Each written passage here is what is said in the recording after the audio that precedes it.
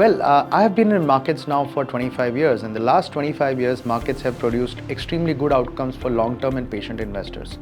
However, I feel the journey to the end of this decade, that is 2030, is probably going to be the most exciting in all our lives. India as an economy looks really, really good compared to what's happening around the globe. A lot of industry sectors are witnessing growth in demand, which seems pretty secular. So we are going to see wide range of economic activity happening over the next 6 to 7 years. Similarly, if I look at individual sectors and the demand evolving for those sectors, there is a key mega trend that is underlying this entire activity, which is per capita incomes going from close to $2,500 to close to $5,000 by the end of this decade. And this growth in per capita is going to create a massive demand storm across a lot of consumer discretionary sector.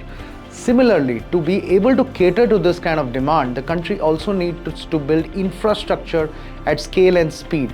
So you will see massive opportunity even on that side of the demand curve. So I believe that this is a very, very exciting time for investors and all of us to create wealth in our own businesses and in our own portfolios. So in conclusion, I would say that this is a time to ensure that our portfolio is correctly positioned. We have as much exposure that we can take from a risk point of view to Indian equities, and we need to be patient and enjoy the ride. And I'm sure the financial outcomes will be one of the most rewarding over the course of the next 6-7 years.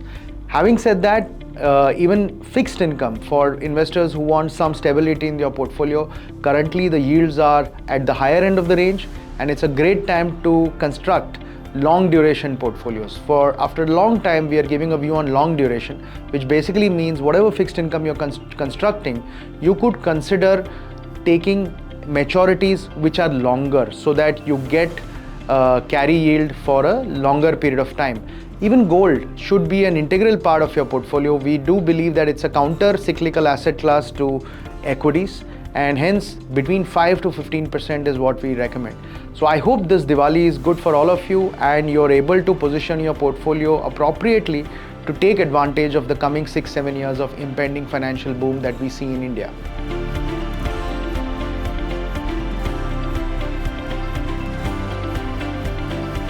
That's a very interesting question. Now, whilst I do believe the next 6-7 years are going to bring multiple opportunities, and equities obviously look very, very exciting, but within equities, there is a sub-asset class I believe has matured, and we believe it can give great alpha if allocated correctly.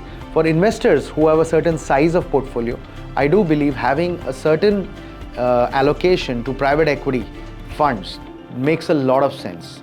Because what we see is as information becomes more demographic, data becomes more democratic, we see the alpha in the listed space disappearing very quickly. I mean, trends get over pretty fast. Whereas we see a lot of valuation arbitrage in the unlisted space, and I think it is best that private equity funds which have a good track record take advantage of this opportunity. So I do believe that every investor should definitely consider having a part of their equity portfolio in private equity as an asset class.